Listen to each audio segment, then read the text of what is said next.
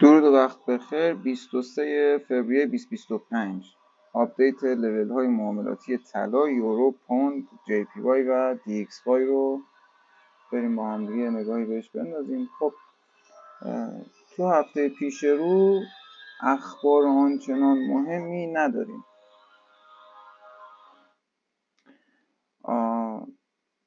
دوشنبه که هیچی، سه شنبه یک کانسومر کانفیدنس که فکر می‌کنم دیتای مصرف کننده است، اما چهارشنبه هم خبر آنچنان قوی نداریم. پنجشنبه یه جی دی پی فصلی داریم و یک unemployment claim رو داریم که مهمن. پنجشنبه‌ای که میاد چند روز آینده. و خبر مهم هفته آیندهمون جمعه است که ما خبرش کور پی سی ای رو داریم. یه جورایی نگاه مارکت الان به این دیتاست که قراره چجوری بیاد. امیدواریم که دیتا به نفع مارکت بیاد. حالا به نفع مارکت سرمایه گذاری در کریپتو رو منظورمه، چون توی فارکس که حالا هرچی بیاد زیاد برای ما فرقی نداره، فقط جهتش رو بتونیم تشخیص بدیم کافیه. اما بریم روی نمودارهامون ببینیم چه چیزایی رو پیدا میکنیم. خب اول یه نگاهی به چارت دیلی دی ایکس وای بندازیم که یه لحظه من اینو درستش کنم، اشتباه زدم. خب حدودا هفته گذشته این فلش قرمزه رو من براتون کشیدم، گفتم من فکر میکنم که به حوالی 103 برسیم، اما 105 یه جاییه که احتمال داره قیمت یه استراحتی دی ایکس وای یه استراحتی بکنه اینجا، یعنی با برخورد به ناحیه 105 یک فاز صعودی حتی پشت این سقف هم بره و باز دوباره به سمت پایین حرکت کنه. این در قدرتمندترین حالت ممکن از این کف 105 میتونه بیاد بالا، پشت این سقف رو بزنه بعد بریزه. شاید این بالا اومدن در حد یه فلک کوچولو باشه و دوباره بریم پایین. باید ببینیم به همون دیتا. من فکر میکنم که تا پنجشنبه این سطح 105 شکسته نشه و دیتایی که پنجشنبه میاد اگر به ضرر دلار باشه باعث بشه که این سطح رو با دیتا بشکنه احتمالاً، که بریم برای سطح بعدی حوالی 103. حالا این سطوح چرا مهمن؟ برای اینکه ببینید ما اینجا یه رالی بیس رالی داریم که این سطح 105 کپس این کف این بیس بزرگ ما اگر باشه یه بیس کپس کوچولویی داریم. این کف این فلک که این حوالی 105. گاهی اوقات اینو اصلا تبدیل به نقدینگی میکنه. شاید الان خیلی صاف بیاد ردش کنه، منم خیلی دوست دارم این اتفاق بیفته، اما باید ببینیم لحظه برخورد با این ناحیه چه اتفاقاتی میفته، یا اینکه نزدیک به این چطور نزدیک میشه به این حوالی 105 پوینت 105 و نیم 105 ممیز 5. باید ببینیم به این عدد که میرسه چه اتفاقی میفته. اما اینو اگر بشکنه که احتمالاً میشکنه، ناحیه بعدیمون یک فلگ، این فلگ آبی است، اینجا کشیدمش براتون، حوالی 103.3 تا 104.6 که این فلگ هم تنها فلگیه تو کل این مسیر، توی کل این لگ تنها فلگیه که مارکت یه بار ازش دی ایکس وای ازش یه بار خروج کرده آمده داخلش و این تونسته یه بار هولد کنه این نمودار رو. این فلک به این دلیل برای ما مهمه چون تونسته یه بار هولد رو انجام بده و حالا این هولد چون به 50% نرسیده احتمالاً باز به همین دلیل 103.8 جایی باشه که FTC این فلک یه بار کار بکنه. و از طرف این رالی بیس رالی که در موردش صحبت کردیم اینجا میشه منشأ حرکت این رالی بیس رالی، که از این منشأ انتظار داریم یه واکنشایی ببینیم، حالا نه به این شدت، حالا مثلا یه واکنش این شکلی ببینیم و باز دوباره به سمت پایین حرکت کنیم. اینها چون میشه مال آینده خیلی دور میشه، فعلا باشون کاری نداریم. اما بریم توی یه ساعته DXY رو یه نگاهی بهش بندازیم. یه فشردگی داره، با یه فشردگی داره به این ناحیه 105 میرسه که یه ناحیه‌ای بالاش داریم، این قرمزه،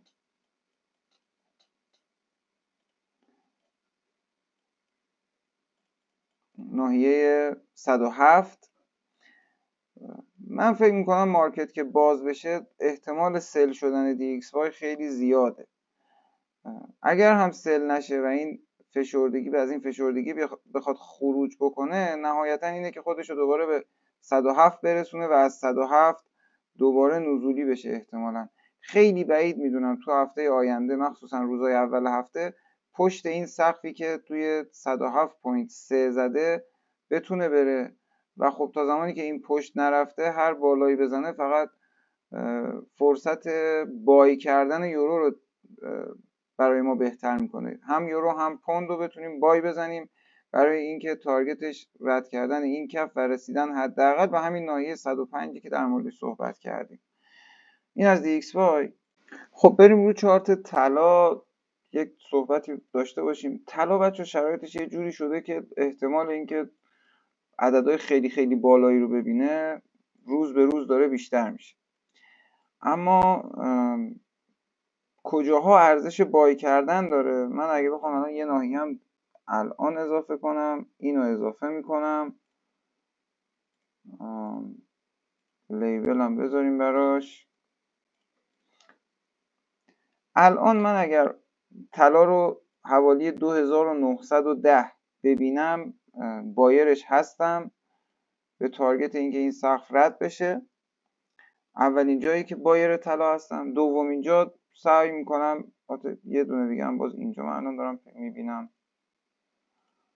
ناحیه بعدی 2885، اینجا ناحیه بعدی 2860، 2820. اینا همه لیبل هایی هستن که میشه دنبال پوزیشن بای بود روی طلا برای گرفتن یه سوینگ. یعنی رو هر کدوم از این لیبل ها بیاد فقط ریوارد بهتری میده تا رد کردن سقف به نظر من. و طلا هنوز صعودیه در سایکل بزرگترش. الان در یک تایم فریم یک ساعته احتمال یک اصلاح های وجود داره. حالا باید ببینیم آن ایمپلویمنت کلیم هم دیتاش به چه صورت میاد، احتمالا یه تأثیری بذاره روی طلا. و یه تریگر دارم میبینم، این تریگر هم میتونه مثلا اینجوری بشکنه تو پولبکش سلر. من سلر طلا نیستم بچه، انقدر رو طلا تو سلای طلا استاپ خوردم توی این 5-6 ماه گذشته، کلا تصمیم گرفتم فقط منتظر لیول های بای طلا باشم یا هم این که اصلا کلا ورود نکنم. ببینم استاتیک دیگه ای داره. این استاتیک رو بشکنه هم الان که دیدم، اینم بشکنه بچه یه پولبک بزنه، من اینجا بایرش هستم با استاپ زیر این کف یا زیر این کف وارد پوزیشن بای میشم به تارگت رد کردن سقف. بعید نیست این هفته هم دوباره طلا یه سقف دیگه ثبت کنه. اما بریم سراغ یورو دوست داشتنی که یکی دو هفته گذشته واقعا خیلی باحال بوده و من تو این مسیر یکی دو تا بای گرفتم ازش. تو این مسیر رو که استوری کردم براتون باحال بود یورو. حالا من سلش رو اصلا ورود نکردم چون فقط بایر یورو بودم، ولی خب یورو توی هفته گذشته جذابیت داشته برای من و سودساز بوده. اما یه ناحیه‌ای داریم روی یورو، اینجوری صحبت کنیم در مورد یورو.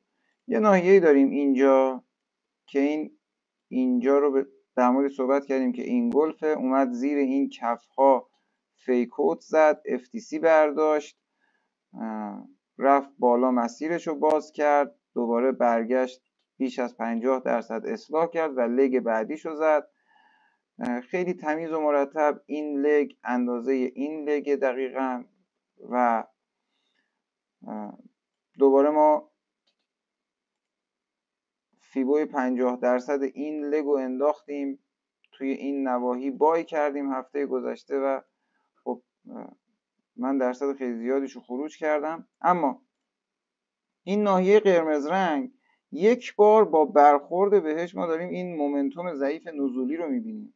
به نظر من به این معنیه که همون حداقل واکنشی هم که این ناحیه قرار بود داشته باشه همین بود. پس من الان انتظار پایین رفتن از یورو ندارم و به نظر من یورو بای هست فعلا.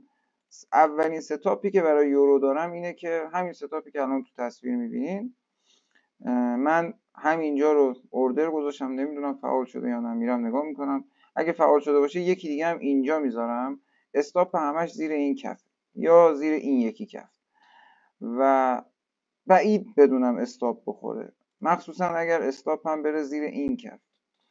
اما اگر هم استاپ بخوره باز دوباره سعی میکنم همین زیر دوباره بایر باشم، اینجا هم بایر باشم، باز با این استاپ. یعنی خیلی من فعلا ستاپم بای روی یورو، خیلی زیاد بعید میدونم که بخواد به اینجاها برسه دوباره، چون اصلا کاری نداره اینجا بیاد. یورو الان باید بای بشه و به این تارگت بالا که 107 بود برسه و من فکر میکنم که این اتفاق در هفته آینده بیفته و این خودشو بتونه به این بالای این خطچینی که عددشو چند بار براتون کشیدم، 1.07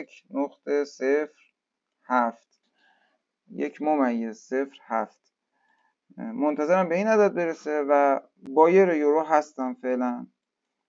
همینقدر ساده، چیز خاص دیگه ندارم. تایم فرمم 1 ساعت هست روی یورو و باید من استاپ بخورم این سناریویی که دارم و بیاد این زیر استاپ بخورم تا دوباره بررسی کنم. تا این زیر نیومده بایرم، تارگت یکم رد کردن همین ناحیه است، تارگت آخرش هم که 1.07.